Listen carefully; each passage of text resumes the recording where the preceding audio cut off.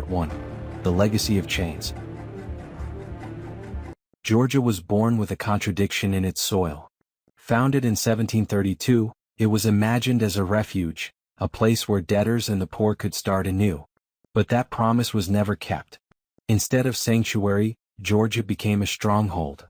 First for cotton, then for confinement. From the plantation to the penitentiary, labor never left the land, it just changed uniforms. The same fields that once grew cotton now border razor wire. The same counties that once counted slaves now count inmates. This is not just a story about prisons. It's a story about legacy, about how punishment became policy, and how Georgia's carceral system grew from myth, money, and silence. Before we talk about violence, reform, or redemption, we have to understand the roots. Because in Georgia, the past isn't buried. It's fenced in. They just had the warning, y'all. They're bringing people out. Y'all can see the movement. They had the door barricaded. That shit crazy, y'all. They just stabbed the warden now. All the officers, SWAT team and shit, they on the motherfucking yard. They ain't bullshit. Look at that shit. Sheesh. I'm on top of the motherfucking corner of the heater. My motherfucking leg hurt. But that's live footage, y'all. No cap. Look at that shit. Look, they got something on the floor. Look at that shit. They got something on the floor, dog. Alright, y'all. I'm from gone because this shit fucking hurting my motherfucking feet.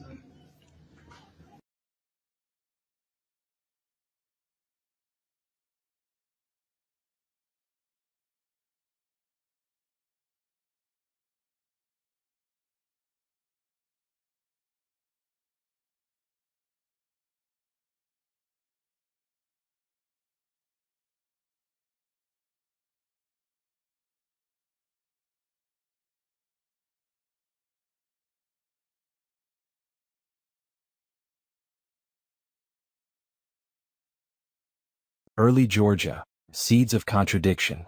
The colony's founders dreamed of second chances. They banned slavery at first, believing forced labor would poison the promise of a new society. But profit whispered louder than principle. By the mid-1700s, cotton and rice reshaped the landscape, and the ban on slavery vanished. Enslaved Africans cleared forests, dug irrigation canals, and harvested crops under brutal conditions. Their bodies powered an economy that turned Georgia into the South's breadbasket. Freedom for a few was built on captivity for many. The Empire State of the South was already an empire of chains.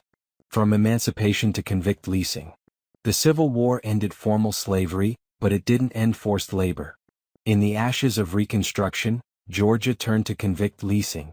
Sheriffs arrested black men for vagrancy, or loitering, crimes defined so loosely they were almost unavoidable. Once convicted, these men, and sometimes women and children, were leased to private companies, railroads, and farms. The state collected fees, businesses reaped cheap labor. Conditions were often worse than slavery. Prisoners worked mines without safety gear, faced beatings for slowing down, and died by the hundreds. This system wasn't a side note, it was an economic engine. By 1898, leasing generated more than a third of Georgia's revenue. Punishment had become policy, and the profits of captivity kept the system alive. The birth of the modern prison farm. Public outrage eventually ended convict leasing, but the labor never stopped. The state built sprawling prison farms, replacing private contracts with state-run fields. In places like Reedsville and Milledgeville, incarcerated people plowed acres of cotton, tobacco, and corn. They wore stripes instead of chains, but the work felt the same. Prison officials called it rehabilitation. In reality, it was exploitation. Meanwhile, counties built jails as symbols of control. Sheriffs gained power and budgets by keeping cells full. A pattern emerged: arrest, confine, profit, repeat. The age of mass incarceration. Fast forward to the late 20th century. The war on drugs, mandatory minimums, and tough-on-crime politics fueled an explosion of imprisonment. Georgia's prison population quadrupled between 1980 and 2000. Today it has one of the highest incarceration rates in the nation. The geography of punishment remains eerily familiar. Many modern prisons sit on former plantations. Counties once infamous for slave patrols now boast multi-million-dollar correctional facilities. The labor continues too: road crews, kitchen shifts, and factory lines, often for pennies an hour. Myths, money, and silence. Why does the system endure? Partly because of myth, the belief that harsh punishment equals safety. Partly because of money. Private prisons, construction contracts, and rural economies depend on inmates as a commodity. And partly because of silence. The people most affected often lack the vote, the microphone, or the audience. A legacy unfenced. Georgia's story is not only about past injustice, it's about choices made today. Every law, every sentence, every new cell block is a decision to continue or to change. The past isn't buried. It stands behind fences, visible to anyone willing to look. And until we reckon with that legacy of chains, true freedom in Georgia remains unfinished. Part 2: Behind the Razor Wire. Inside Georgia's prisons, silence is survival. Every hallway hums with tension. Every cell block carries a story most of them never told. Violence isn't random here. It's routine. Stabbings, beatings, retaliation. Not only inmate against inmate, but sometimes guard on inmate and guard enabled. The clang of a gate is more than metal. It's a warning: stay small, stay silent, stay alive. Gangs, guards, and the economy of fear. In some facilities, gangs run the tiers like shadow governments. They decide who eats, who sleeps where, who pays rent for a bunk. Initiations are violent. Deaths are enforced with blades fashioned from scrap. Understaffed officers often turn a blind eye, sometimes out of fear, sometimes for profit. Smuggled phones and drugs move through the same doors as food deliveries. Contraband flows faster than medical care. A phone call from inside can cost a week's wages, but a knife can be bought for a handful of cigarettes. When order is a currency, chaos is a business. Health and neglect. The Georgia Department of Corrections reports policies on safety and healthcare. Reality tells another story. Cells without air conditioning reach triple-digit heat in summer. Mold creeps along ceilings. Requests for medical attention can linger for days. People with chronic illnesses ration pills. Those in mental crisis are met with lockdown instead of therapy. For some, the first real doctor's visit happens only after a trip to the morgue. These aren't accidents.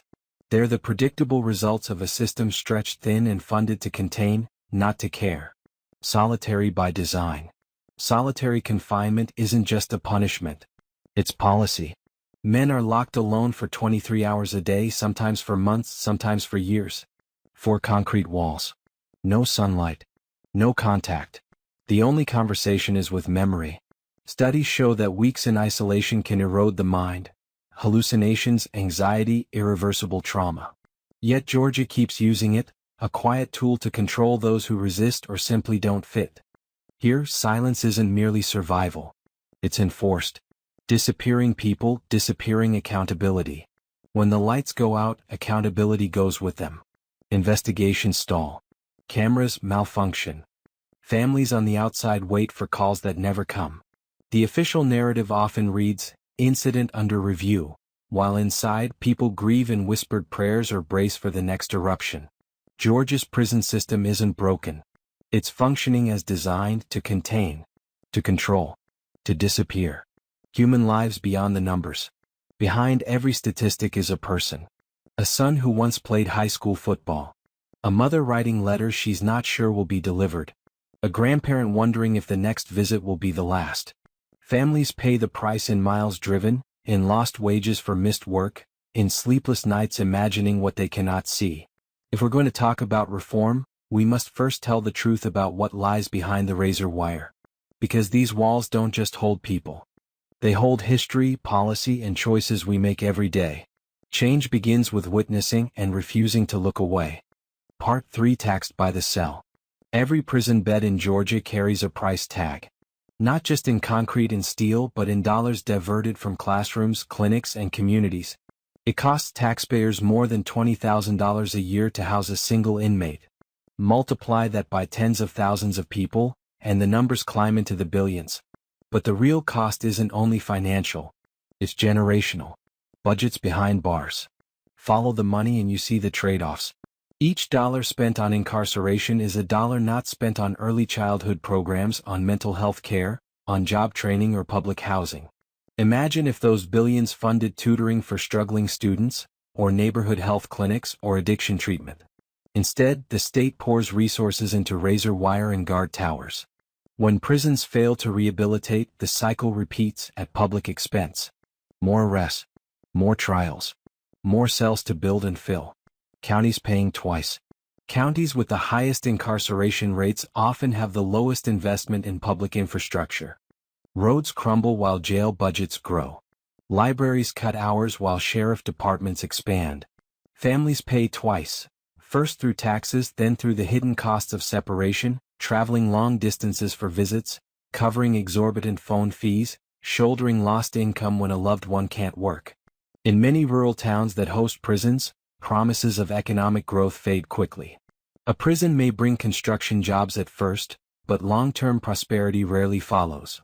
What remains is razor wire and revolving doors. The private prison pipeline.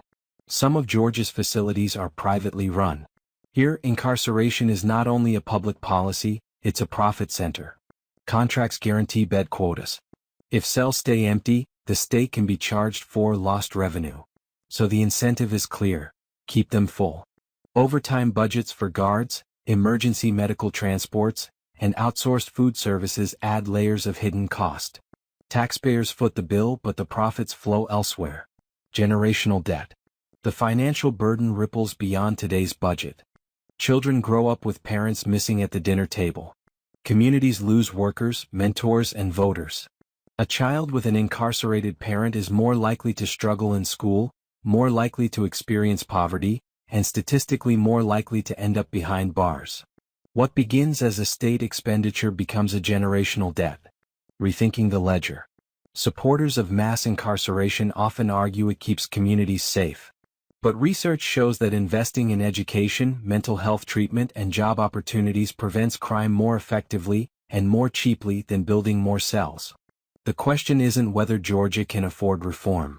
It's whether Georgia can afford not to. In Georgia, punishment isn't just policy, it's a business. A business funded by every taxpayer, whether they know it or not. Each line item in the prison budget is a decision about the future: to sustain a cycle of confinement, or to invest in opportunity. The true balance sheet isn't measured in dollars. It's measured in lost potential and the generations still to come. Part 4: Cracks in the concrete. Change doesn't come easy in Georgia's prison system. But it is coming, slowly, painfully, and often from the outside in. Activists are raising their voices. Families are demanding answers. Legislators are starting to listen. From Atlanta to Columbus, reform bills are being drafted. Oversight committees are forming. Whistleblowers are stepping forward. Each action is a small fracture in a wall long thought unbreakable. The push from the ground up. Grassroots movements are the engine. Formerly incarcerated people testify in town halls and state hearings, sharing stories that statistics can't capture. Faith leaders open their pulpits to conversations about redemption. Youth organizers march with signs that read justice is a budget choice. Families keep the pressure constant, writing letters, staging vigils, filing lawsuits, refusing to let the headlines fade. These voices are not just noise. They are blueprints for a different future. Policy on the table. Inside the Capitol, a slow shift is visible. Draft bills propose sentencing reform, shorter terms for nonviolent offenses, alternatives like treatment programs and community supervision. Others call for broader parole eligibility, expanded mental health care, and greater transparency, from public data on solitary confinement to independent review of in-custody deaths. Each proposal tests the political will to trade punishment for possibility. Barriers to change. But every step forward meets resistance. Private prison contracts promise profits and jobs, creating a quiet incentive to keep beds full. Political inertia slows momentum. Leaders fear being labeled soft on crime. And then there's the oldest obstacle of all: fear. Fear of people society has already cast aside. Fear that acknowledging failure means admitting complicity. These forces reinforce the status quo, even as the evidence for reform grows undeniable. Early signs of progress. Still, cracks widen. In some facilities, violence is down after pilot de-escalation programs. Elsewhere, vocational and college courses are taking root, giving incarcerated students skills and purpose. Peer mentorship groups reduce recidivism.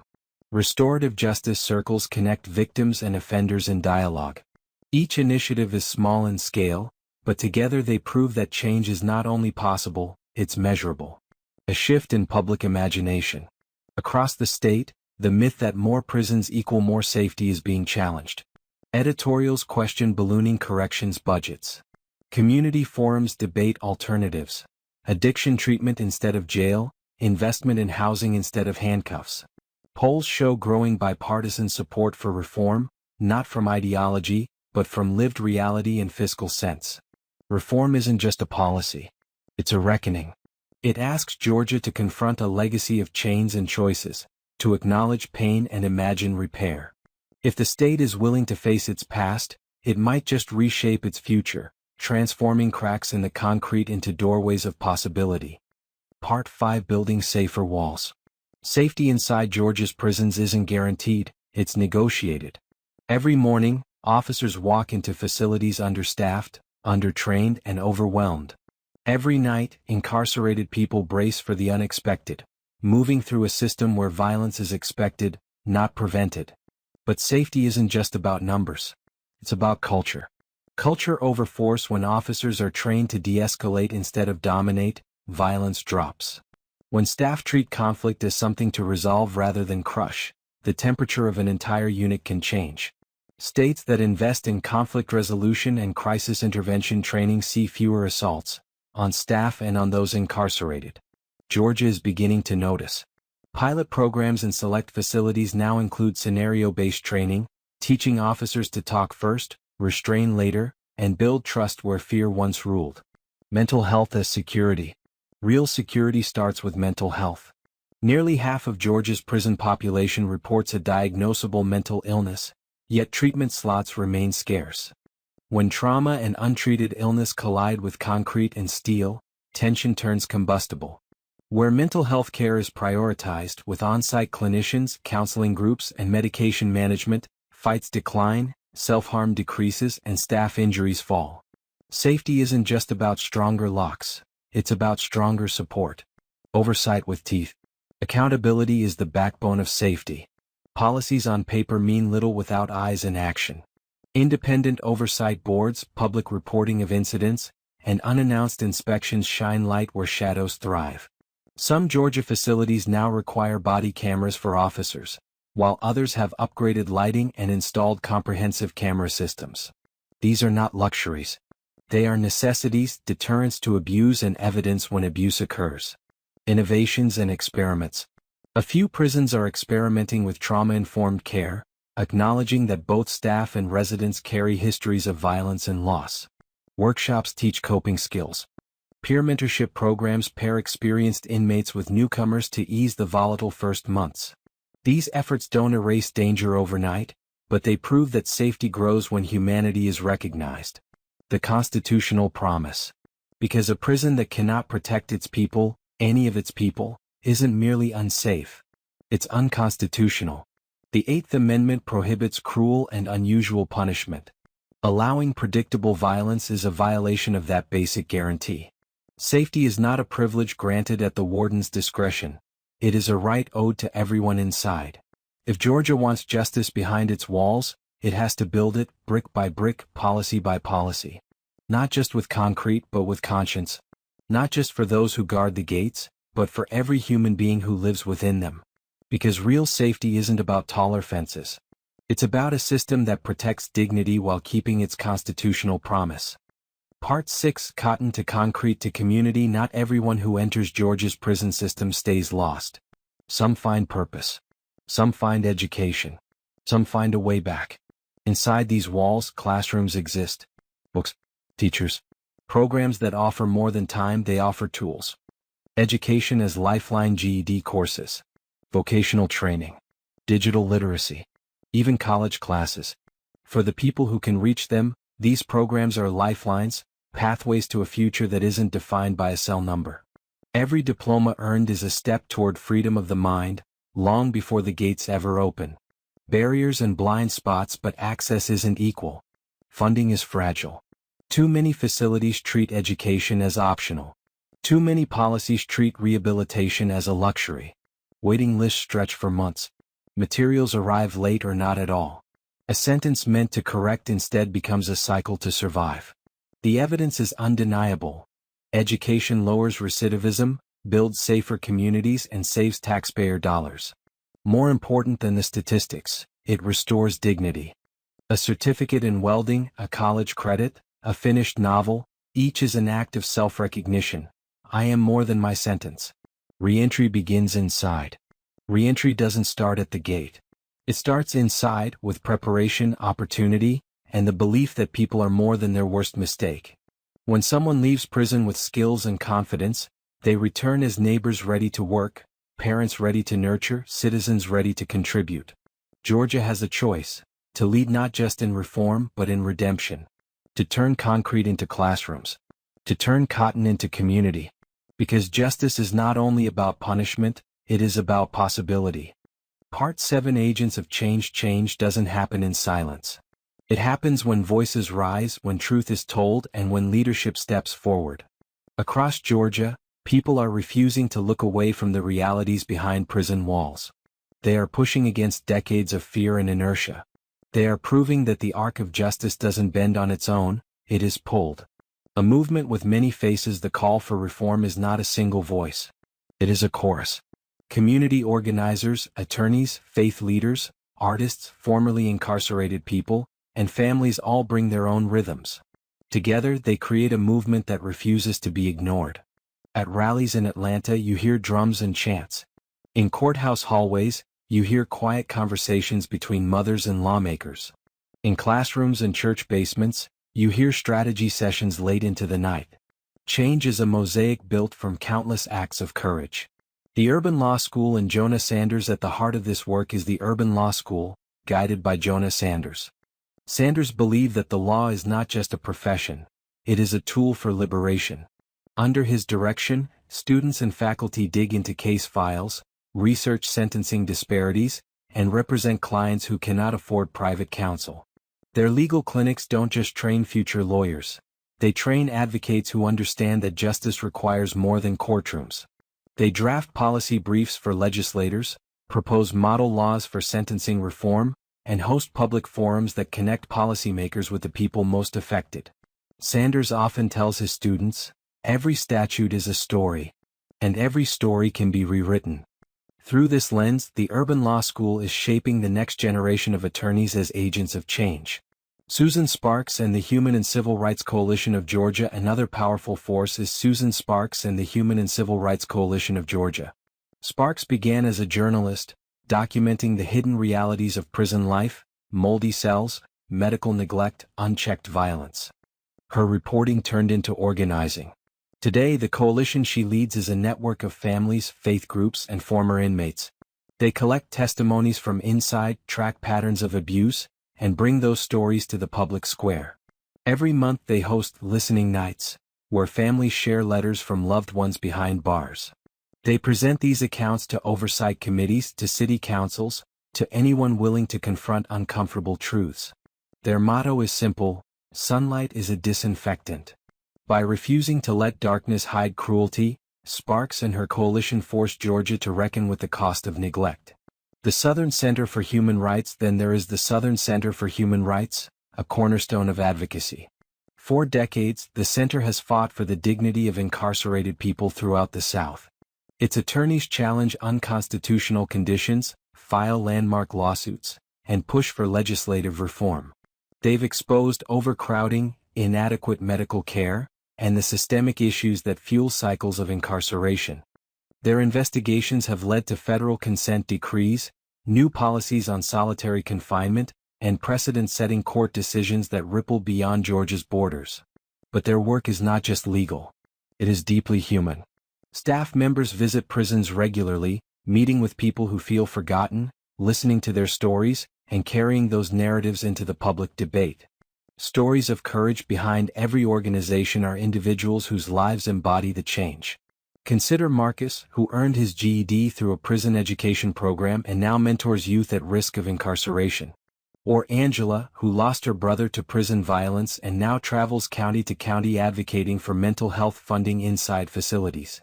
Their voices remind lawmakers that reform is not abstract, it is urgent and personal. Building coalitions, these efforts gain strength when they join forces. The Urban Law School provides legal research. The Human and Civil Rights Coalition mobilizes families and media attention. The Southern Center brings litigation power and policy expertise. Together, they coordinate campaigns for sentencing reform, fight for transparency in prison budgets, and demand accountability for abuse. They understand that real change requires a three-pronged approach: law, community, and relentless public pressure. Shifting public perception change is not only about legislation, it is about imagination. For decades, many Georgians believed more prisons meant more safety. Now, thanks to these advocates, the conversation is shifting. Editorials question the cost of mass incarceration. Church congregations host forums on restorative justice. Business leaders speak out about the economic drain of endless confinement. Public opinion polls show growing bipartisan support for alternatives to incarceration. Slowly, the political calculus is changing. Legislative ripples. Their work is reaching the halls of power. Lawmakers have introduced bills to expand parole eligibility, improve mental health care, and create independent oversight for prisons. Committees debate data provided by advocates. Budget hearings now include questions about rehabilitation and reentry programs. Each bill is a small step, but together they signal a state beginning to confront its past and reimagine its future. Challenges ahead. The obstacles remain real. Private prison contracts create financial incentives to keep cells full. Some politicians resist change, fearing backlash. And the culture of secrecy inside many facilities makes accountability a constant struggle. But the agents of change are persistent. They know that progress is rarely linear. They measure success not just in passed laws but in lives improved and conversations started. The power of collective action. Change doesn't belong to any single leader or group. It belongs to everyone willing to speak, to march, to vote, to write letters, to bear witness. Every volunteer who stuffs envelopes for a reform campaign. Every student who spends a weekend researching prison budgets. Every family member who refuses to let their loved one be forgotten. Each is an agent of change. Change isn't coming. It's already underway. Because of the Urban Law School under Jonah Sanders. Because of Susan Sparks and the Human and Civil Rights Coalition of Georgia. Because of the relentless advocacy of the Southern Center for Human Rights. And because countless Georgians refuse to accept a system built on silence and suffering. Together, these forces are reshaping the narrative. They are proving that justice is not static, it is alive, and it demands participation. Georgia's prison system will never be the same. Not because change was given, but because it was demanded by agents of change who turn truth into action and action into possibility.